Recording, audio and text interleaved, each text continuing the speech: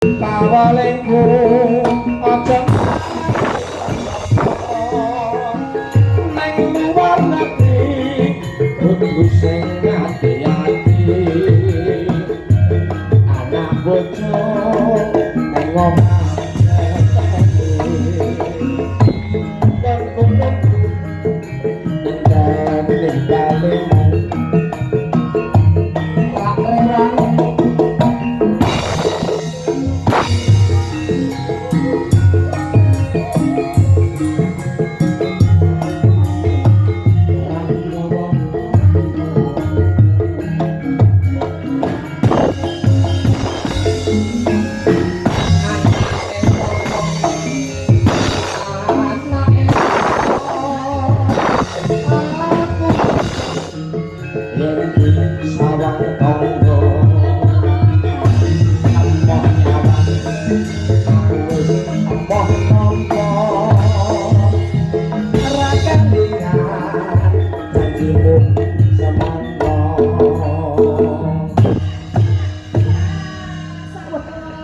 ngundang penyanyi karo nembang lho kowe iki. Tak sepoti. Kayak kita ora sepi soalnya lagi nek mlaku lemak. Ya saya wongi saya lemes kok. Ah, wong ngono. Antuk. Nah, aku saya rasa. Semangati dong, semangati ben ora lemes. Semangat dong Mas Dago. Engko tak kei pil. Apa? Pil mendo. Kira-kira wis ben iki. Apa meneh iki? Dikasih yang berbau keyboard genti. Ribut berbau mistis. Nanjake ayo. Ora entek iki bisa potok entek.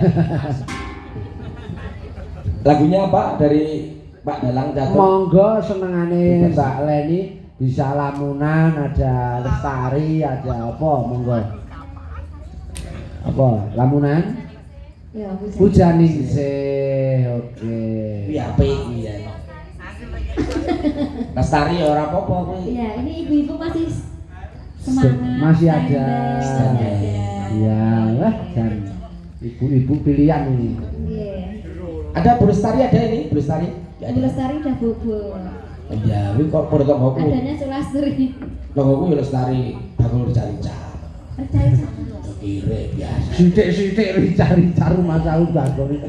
Nek Kalimantan ya jajan cari-cari. Ora. Kijang, ora rica-rica kijang.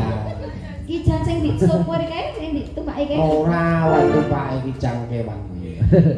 Teh saya usul alun-alun gek jelekit kae. Ora jajan. Ora jajan. Umumnya ngono kok. Ya dikasih puja ningsih. Ya. Mas Udin.